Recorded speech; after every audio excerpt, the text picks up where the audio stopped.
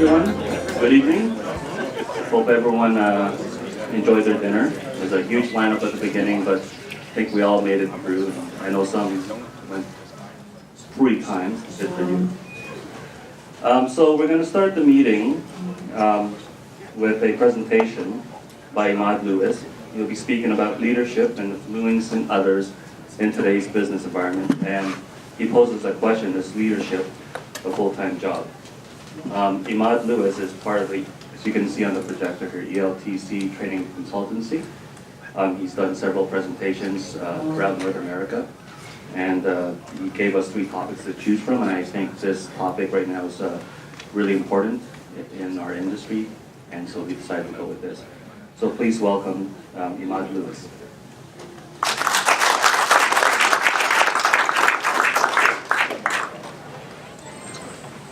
Good evening, ladies and gentlemen. To start with, thank you so much for the dinner. It was very nice, very crowded, but still it's a good and interesting experience. Today's remarks a very dear session to my heart, because this ELTC is our new baby. So we were doing our business out of Winnipeg, covering Toronto, Vancouver, Saskatchewan, California, San Dimas, and as well the Middle East. And in the past few months we were working on this new establishment, and it went live, and this is the first session under our new establishment, so I'm sure it will be a good omen and a good start.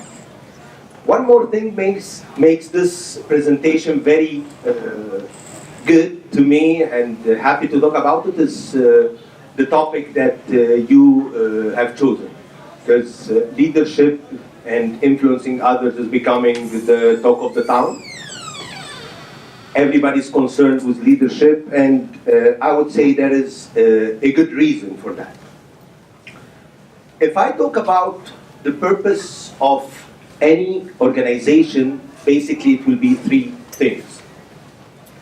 First is having satisfied customers. Second is having a motivated employee that can make our customers satisfied. And third, and most importantly, is being profitable. And it has been proven that leaders are the ones who make this happen, irrespective of the size of the business. So whether you're running a 10-employee business, a 15, a 50, 100, 1,000, if you've got the right leadership in place, you can definitely achieve the results. And it takes only one wrong person in the right position to make damages. God only knows how far it can go. So yes, leadership is one hot topic everybody's concerned with, and if I take one further step on influencing others, that will be actually the core of leadership. So if I talk about influencing others and leadership, one common definition of a leadership is the ability to influence others, to get things done the way it should be done. Before I talk about the subject, let me give you a background about what we do. We do some consultancy, we do some sales solutions, and we do a lot of training. And personally, I've been doing this since 1999 in different capacities, shapes and sizes, as an employee for companies, as a contractor, in UK, in US, and in the Middle East and in Canada. So that's briefly what I've been doing since 1999. Okay. Before we talk about the techniques of influencing others, let's first cover what is the details of the definition. If I say I'm influencing someone, that means that that is me. I want to influence another person, that's the other person, and that is the environment. And here is one thing that a lot of people miss on. We always think about ourselves as the influentials, how I influence the other person. I never consider the other person. I never consider the environment. And before we continue, let's put 2 main rules or 2 basic rules for our discussion. Nobody will succeed to influence everyone all the time. That's one rule. So why am I here?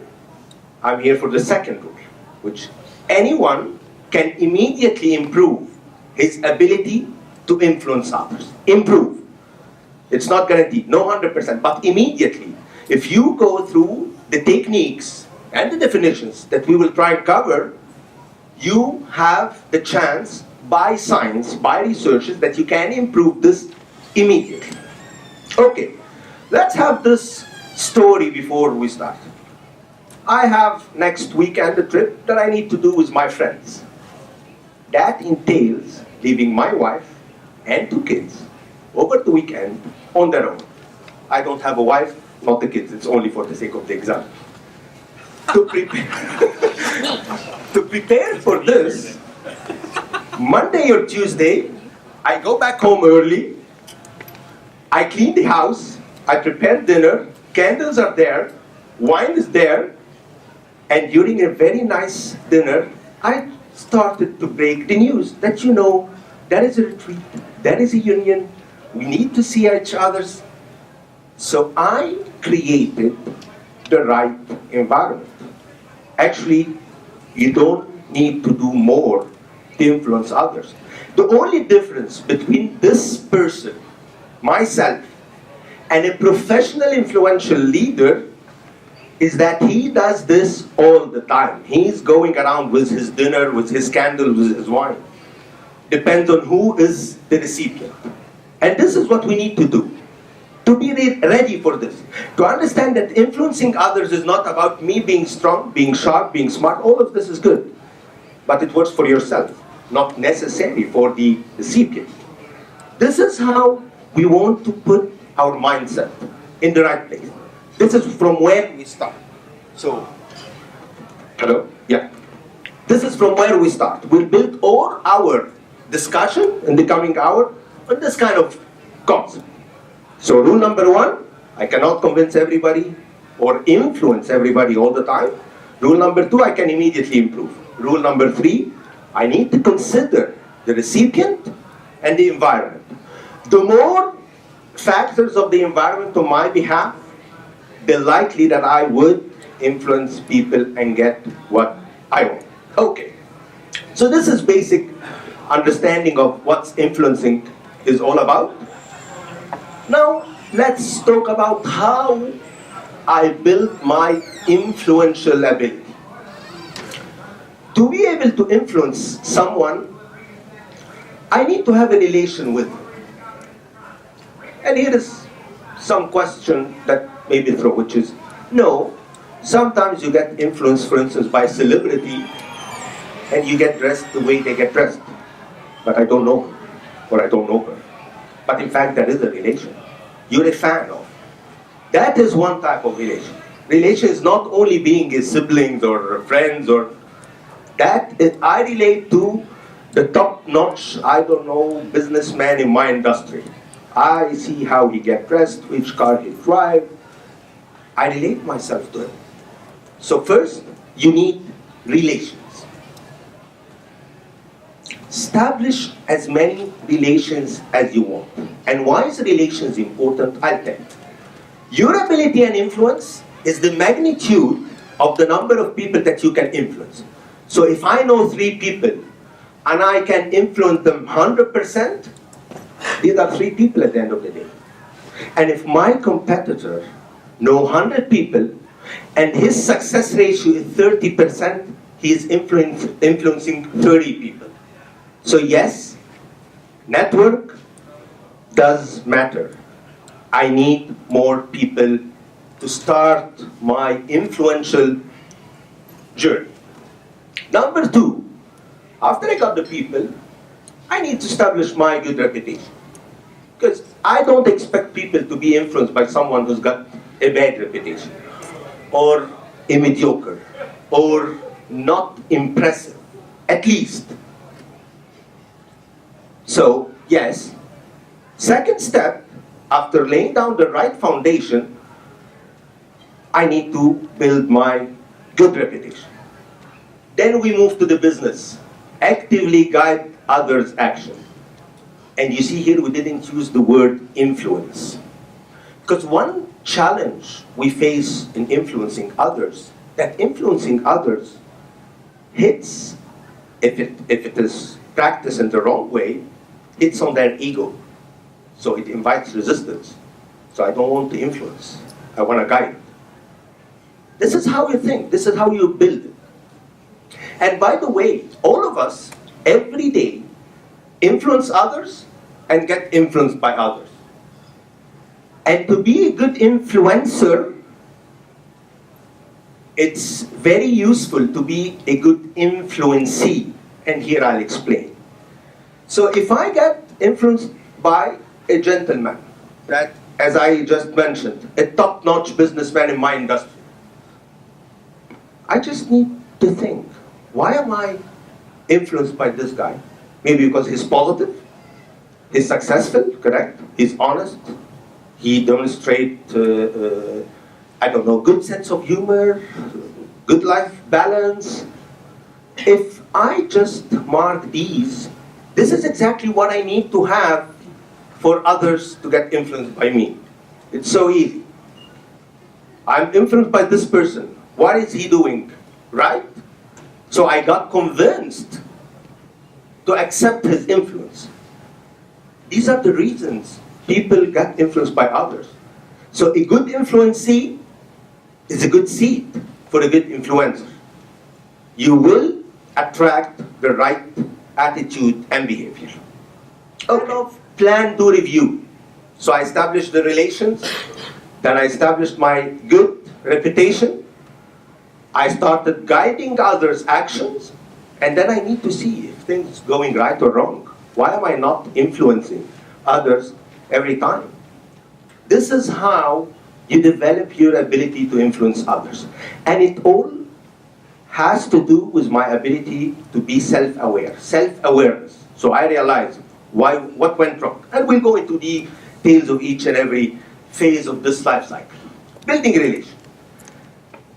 Building on what I just said, I need more people to talk for me, to vote for me, to be on my side. I need to be an outgoing person. I cannot be, for instance, in a social gathering and I introduce to someone that I didn't know before. So I say, okay, hi, nice meeting you. Let me just leave him and walk away. Actually, to me, this is a prospect. You know, that's a customer. I immediately hook this customer on.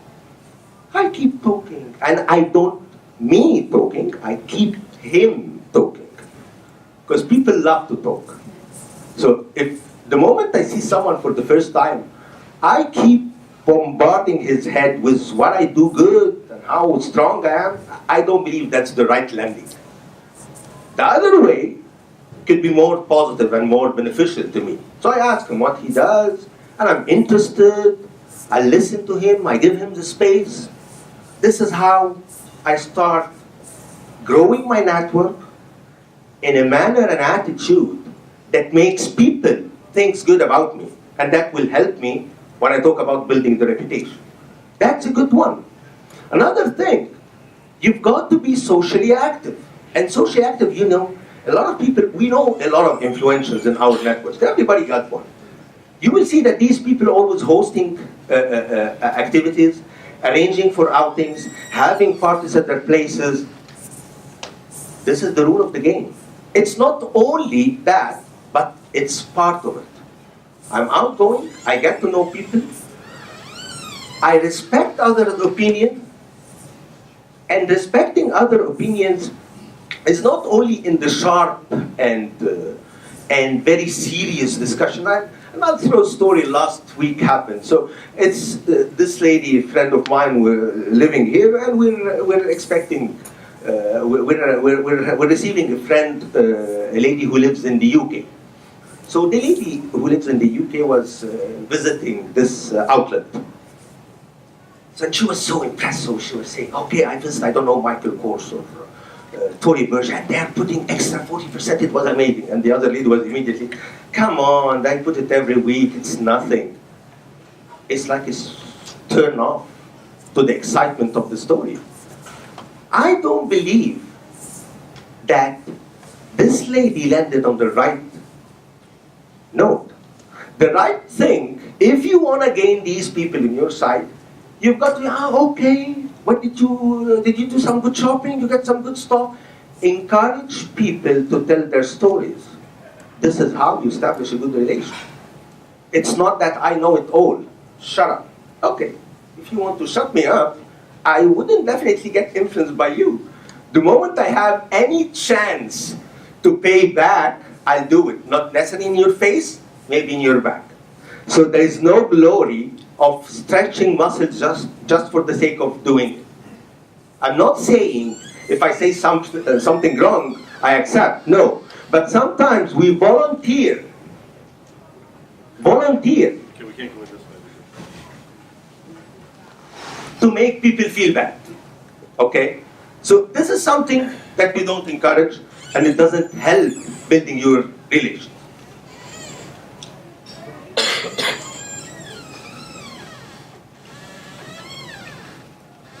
So now I'm starting my relationships.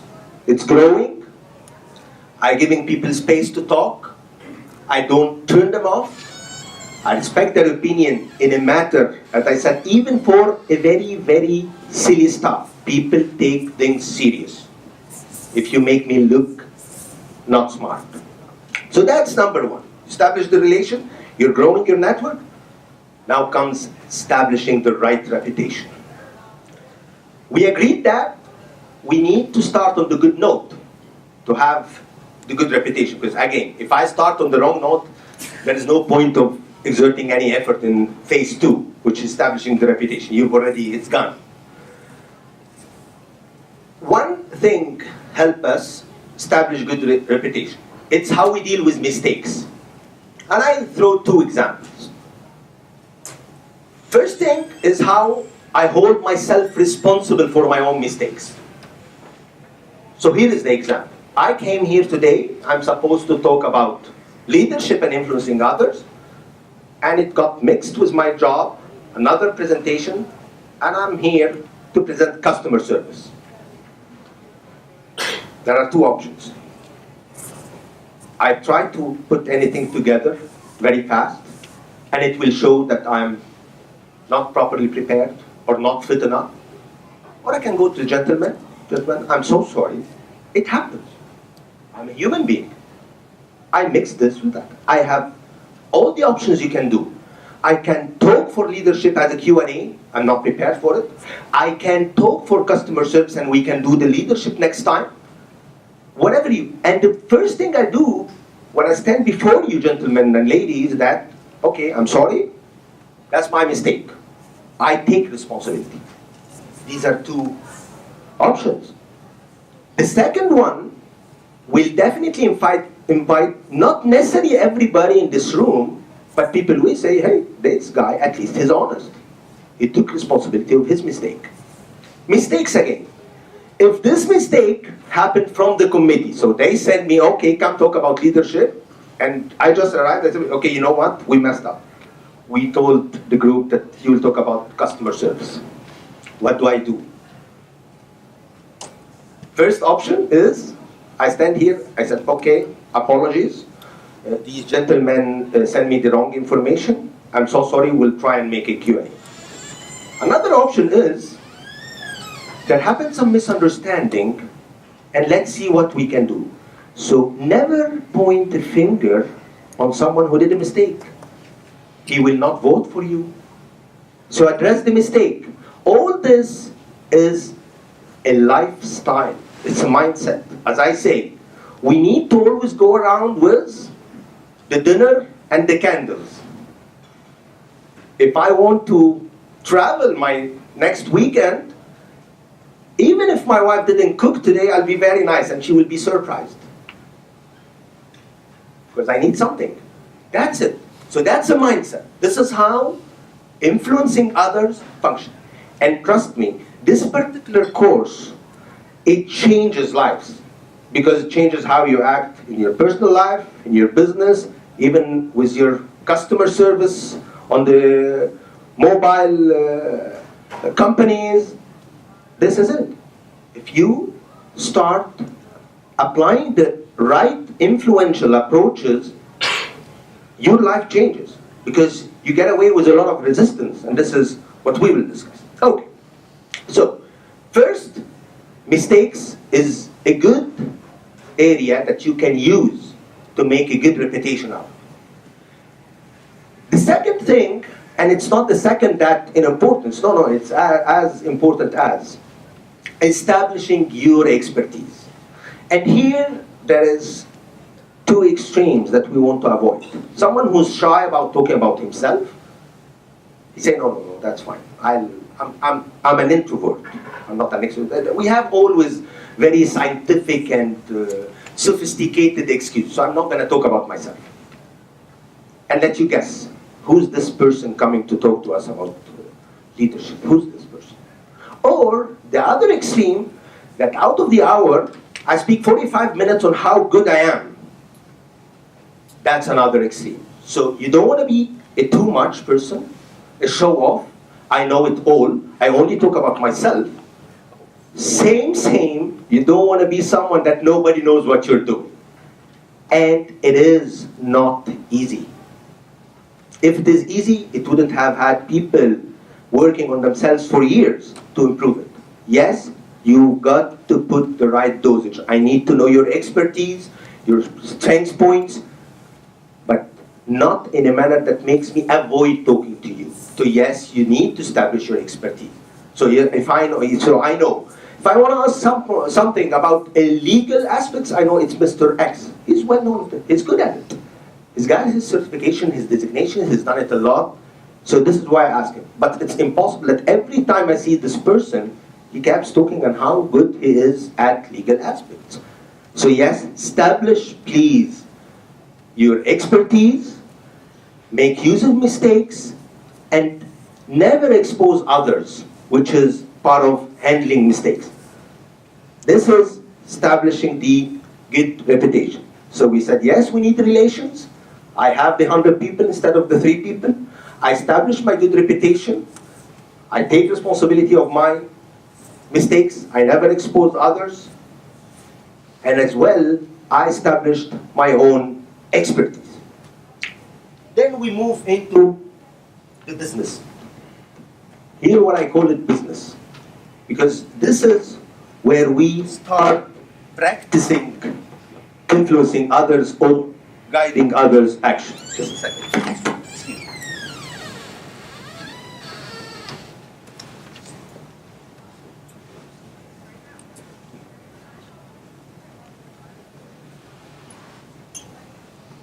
If I'm saying I guide others, so I have to be friendly.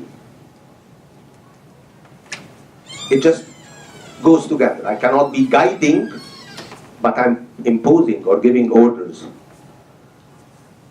So no orders, and it's guiding, so I need to be friendly. I need to be very good at managing conflicts. And when I say conflicts, influencing goes hand in hand with conflict management. Because the word influence means that I want you to do something that at the first place you didn't want to do it. Because if you anyway you want to do it, there is no influence. You're doing it. So influencing means that I want someone to either stop something or to start something that he was not planning to do. So yes, it has to go with conflict management, which starts with sympathizing with the opponent opinion. If I want you to go right and you want to go left, I cannot start by telling you right is the right direction. I'm starting in a competition. So they want something and I want another thing. But if they say sales, and I say, for instance, you know what, yes, sales is good, because everybody now is asking about leadership. I'm fed of leadership. Every week we have leadership. So I brought the leadership on the table, without me wanting to do it. That's a reverse psychology. You want to go out next week. Oh, next week they're arranging for an outing. I'm too tired. I cannot go out every week. This is how I start. And from where, and from here, I take the discussion. This is reverse psychology. Another thing which is a very famous reason a lot of us lose some, I don't want to say battles, but some conflicts, some debates, is sticking to the credit of my idea. So if there is something good that we'll do for this group, the first thing is that everyone has to know that it's Ahmad Louis' idea, and I get the credit for it, and they give me a certificate, and everybody give me a round of because it's my golden glory idea. A lot of time we lose this. The mature thing, the right effective leader does not really care about the credit of the idea. The real credit is that his idea is implemented. And that's true, and we've seen people doing this. Because what really matters is, if I want this group or this meeting to happen, this is what I wanted to happen. It's not important that, yes, it's me who wanted this meeting to happen. I want the meeting to get held. And this is, it comes by time, because that's a level of maturity for a leadership that really realize that what really matters and what doesn't, and only invite some resistance, some issues around the group. So this is how we think. During any conflict, during reverse psychology, during not being obsessed with your ideas, you've got to praise others. It's been proven that praising is the best motivator on earth. That's not me, that's science. And it doesn't mean that even if someone did something wrong, I tell him, that's a great job. Of course not. The only thing that a lot of time we miss on good stuff that people do. Even if in a conflict, if I'm discussing and trying to influence what kind of subject we cover today, what kind of business we do, even if we're doing this, I've got to pick on something good on the people that I'm negotiating or dealing with, and make sure I acknowledge it. It helps. It calms the environment. And remember your dinner and your candles. You never did a dinner and candles on Tuesday, but you want to have your weekend. This is how it works. Okay. We've discussed how to guide others, and now it's time to go into even deeper business. To do that, there are approaches.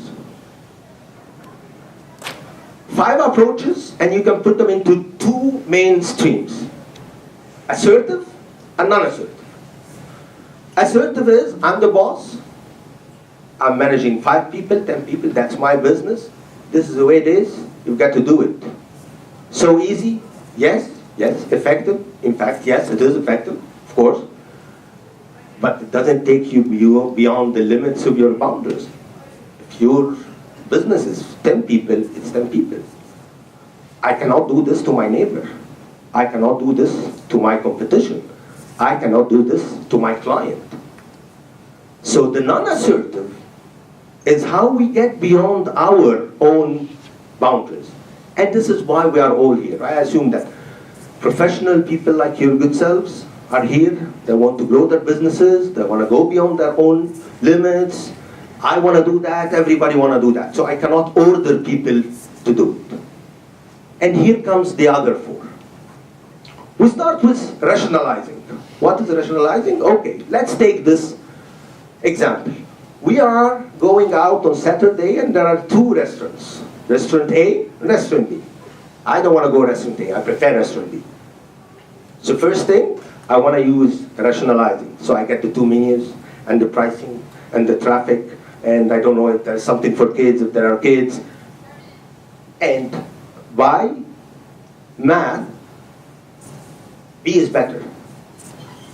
And I talk to everyone, you know what, we'll pay less, it's closer, it's easier, they stay late, they serve, I don't know, more types of food. This is rationalizing. The other option is negotiating. Okay guys, you know what, last week we went to restaurant A, this week it's B, and the other one will be A. That's negotiating, give and take. So easy, straightforward, straightforward. or the inspiring. So I go really excited. No, restaurant B and the music and the fun, da da da. And everybody get charged and get encouraged that yes, this is it. We'll go to restaurant B. Last one is bridging. So I know that we are 7 of us. One wants A, so I start talking to number 2, number 3, number 4, number 5 on the phone. You know what? Last time it was so expensive. Service was not good. So I start bridging. So all of a sudden, 4 or 5 people out of the 7, no, we're not going to go restaurant A. We're all geared to restaurant B. That is basically the 4 main approaches that one do. And in fact, it has to do with our personalities. So you will see that you have one approach dear to your heart, closer, fits your approach. Please try mapping this to yourself. You've got to know it. That's what we call self-awareness. Are you someone who really relies on inspiring others? Or no, you use the analytics. It's expensive, it's less, it's more, it's closer, whatever it is. Please relate to this. And why you need to relate to it? Because actually, you cannot rely on one approach. A lot of times we lose our discussions because we use the wrong approach. So for instance, if I'm convincing my client that I'm increasing his price, I don't believe inspiring would be a good idea. So I say, you know what, he'll pay more money. It will be fun. I don't do that. That's impossible. Maybe I will do the first 2. That might work. So I tell him, well, these are the expenses, getting higher, I'm paying more. To stay in business, I need to do this much of money. Or negotiating, you know what, I'll give you this and you give me that. This is how probably it works. So you've got to pick the right approach for the right situation and with the right personality. You cannot only rely on it. And here I cannot miss a very famous example. I cannot miss on it these times without getting in any political debates. I'm sure some of you are following up with the US presidential elections. So if I take Mr. Trump as an example, this gentleman lived his life with a clear assertiveness approach. This is what I do, I'm going to do it. With my money, with my power, with whatever it is. Only when he wanted to step beyond his boundaries, he needed the rest. So he's rationalizing, he's inspiring, he's negotiating, he's bridging, he's doing anything. Forgot the line. So okay, so this is one good example that the moment you want to grow beyond your own boundaries, there is no option. And the trick is when we have our boundaries so huge, we don't realize that we're still using only the assertiveness. So if I'm sitting within my own business, I'm not stepping out, I don't realize that I'm missing the rest, because everything is getting done with being assertive. But the only thing that I'm missing the opportunity out there. That's it. Okay? And again, even within your own domain, using other approaches makes your life easier. At home again, where you're doing your grocery, with business, so this is very key. Okay. We've done everything. Why isn't it working? It's time to review. First reason is sometimes we do our homework very well, so I got to know all of you guys. I established a good reputation, hopefully. But I'm still reluctant to ask for something. I'm not asking that, okay, why don't we have this meeting somewhere else? So I did 1 and 2, but I'm still hesitant to ask. You've got to ask to test yourself. And to ask in the right way, as we said. If you're sitting here and the discussion is going in one direction and want to change it, sometimes we prefer not to. pick the right approach, polish your skills, and just do it. So at least you know where you score. Another famous reason is that we said no to someone before. And again, that's not a code that everybody asks me for anything I say yes. No, here I'm specifically saying no as a resistance, and I'll pick the same example of the restaurant. So, okay, I wanted restaurant B, everybody wanted restaurant A, so I chose not to go. It's impossible to be an influential if you do that. Because the next time everybody realizes, no, it's not about what's making sense, it's about you making a statement. So if you do that, don't expect within the same network that people will take it lightly. These things makes big difference on your reputation and your ability to influence others. Another thing, one famous reason that we're so in a hurry, we want to get on top of our influential skills, so we don't really pay much attention to 1 and 2. So not building relations, not establishing reputation. So now it's like 30 minutes, you know me guys, and I will contribute in deciding on your next meeting. Sounds funny. It's not about, here it's not about influencing. Now I'm using people. I did not go through a real relationship and building the right reputation and then try to guide other actions. I want to impose my action. And then I would say the rest will be the people who are only concerned about themselves. This is one big reason. If everything is about me, no, I will not succeed in influencing everybody. Because I forgot lesson number 1. It's not about me, it's about the recipient. I'm not picking the right environment, I'm not talking in the right language, I'm not respecting opinions, and I'm not managing it in a kind of a conflict management, so I start from where you are.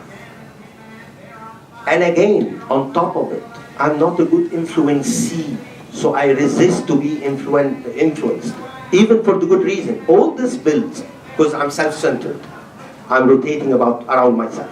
This is probably the famous reasons why I wouldn't succeed. So we agreed that I need relationships a lot, because if I influence all the people that I know and there are only 2, my wife and my kid, that's not really influencing.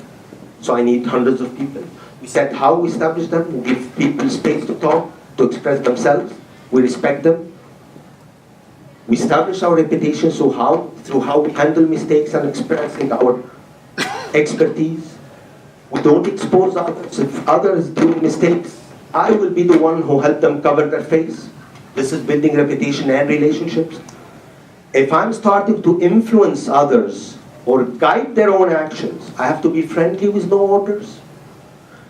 I need to start as a kind of a conflict management, so I sympathize with whatever they want to do. You want to talk about sales? Okay, let's start from sales and see who's going to benefit, how many people interested, This is how I do it. I use reverse psychology when it's needed. I should not be obsessed with the credit of my idea as long as it's good and it's going in the right direction. All this I do. And then I want to start observing myself. What approach is close to me? And am I using it always?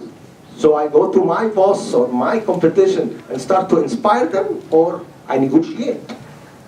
Sometimes maybe inspiring competition is good, not bad, I'm not saying it's all, but just assess the situation. And we said, what are the approaches? So we said, you can basically put them into 2 buckets: assertiveness, one side, non-assertiveness, and you start mapping what is necessary.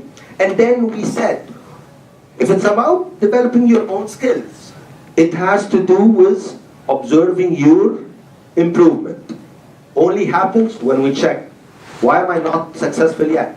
And on what subject, which time, what or who's the involved parties that I usually don't succeed to influence them.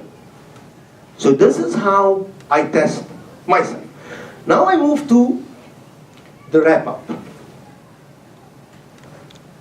And on wrap-up, I'll basically talk about two main things, which is, number one, to influence others. In fact, looks do matter. And here I want to extend, it's not about only looks, so how I get dressed. It is important, but actually if I want to be influential, it reaches to the level of being charismatic. And can someone acquire this thing, being charismatic? Yes, the answer is yes. Yes, you can acquire.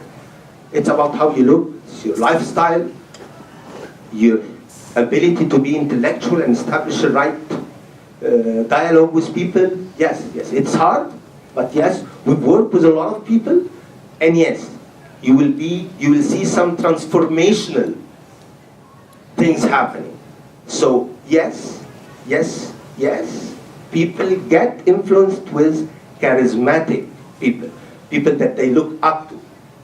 And again, I don't score from 0 to 100 immediately. This is one mistake again. It's a journey. We work with people closely over 3 and 6 and 9 and 12 months to improve their ability to influence others, and the approach and how smooth you do it. So this is number one. So yes, you've got to create the kind of charismatic projection of your personality. This is important. And they tell us on a very simple example, get dressed for the job you want to have, not the job you have. So if I want to look like, I don't know, the president of the US, I need to get dressed like it. So at least people can perceive me, at least the look. So you get dressed for the job, for the size of business you want to have, not necessarily a job. I'm a dentist, I want to look like the top dentist in Ontario. I need to start projecting myself, mapping myself to this guy. This is how it works. Another thing is, we've set few rules. We cannot influence everybody all the time, but we can improve immediately. You need more people. You cannot not sympathize with others' opinion. All these are rules. One more rule is, it's not right or wrong. There is nothing, only one thing that works, another doesn't. No, this is why it's a skill set. You do all the cards that you play with, and you pick the card, the winning one. It's a mix of presentation skills, yes, because I want to present my idea. I need to present it. And communication skills, of course, to establish a positive relation. Interpersonal skills, of course, to be able to handle conflict. And assertiveness, of course, I cannot be accepting anything, anytime from anyone. So this is a very complex skill set. We tried to cover it in an hour. I believe we've done some good points. I hope everyone benefited. And now it's time for the question. Is leadership a full-time job? Anybody got a clue? Okay, I'll answer. No, it's not. Leadership is a personality. You do it while doing your job. So I cannot apply for a job or open a business that I'm leader. I will be the leader, of course.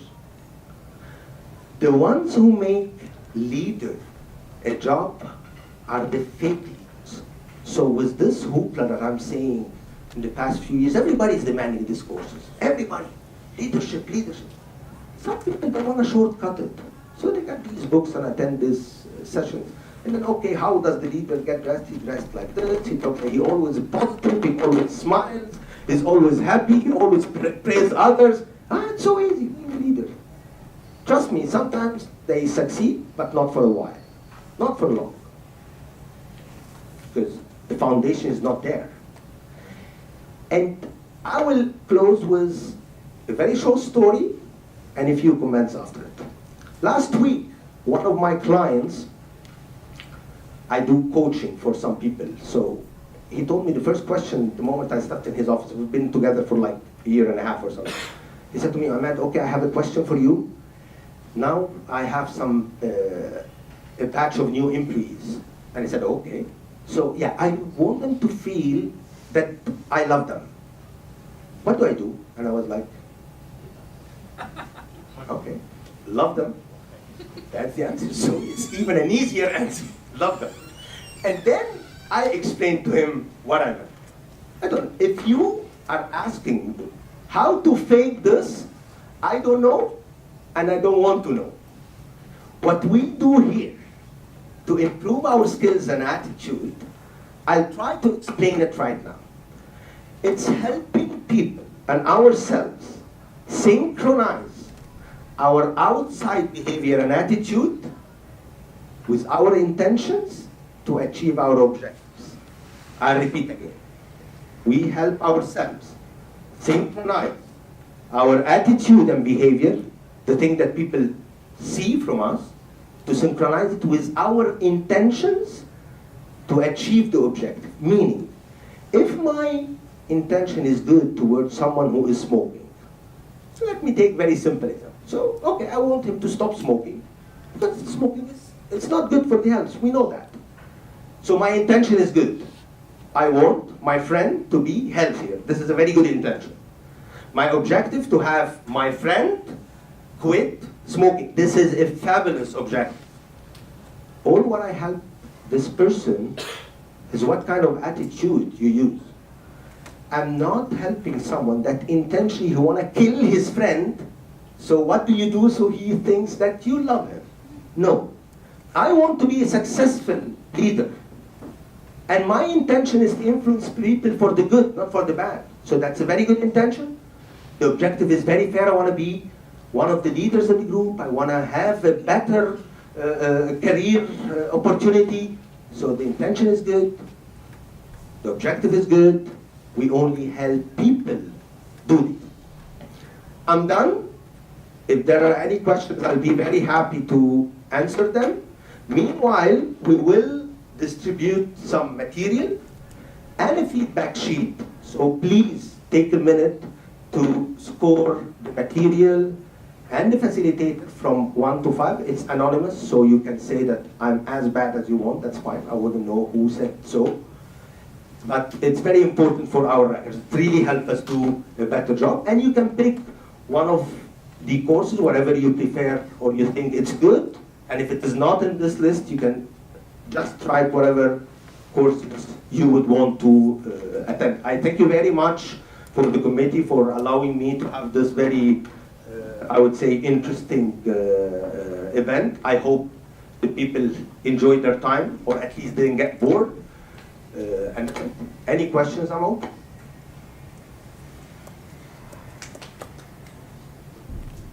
Yes, please. Hi, Ahmed, I just want to thank you because you mentioned quite a few points, and I've had talks with my wife, and she's in a position that she's had to deal with not only at work and at home, and she's made many of these approaches that you talked about, they do work, and I know from her employment it did, and with me it works.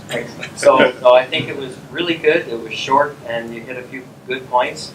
I was thinking of something, though, a little funny that I think my mother once told me this one time, is that never answer a question without asking another question. So how does that work with two people who are on the same thought? Nothing would ever get resolved. See, okay, there are some classics, I would say, exits for a discussion, which is, you just mentioned one. I'm in a way belong to a school that I want to break this kind of, I don't want to say cornering the other one, because we've been for a long time brought up on how you corner the other party. So you ask me a question, okay, I'll flip it and give it back to you. And then it doesn't really help. Not all times. It's better to just take it in a smooth conflict management approach. I can flip on questions to you and you keep flipping questions to me till forever. So I would always vote to break the cycle. I want to break the cycle, I want to finish it, hopefully to what I believe is right, not only to what I want, to what I believe is right. And come on, we're not all time right. there is one thing that we need to put in our minds. I cannot be always right. So that's my comment. Thank you. Thank you very much.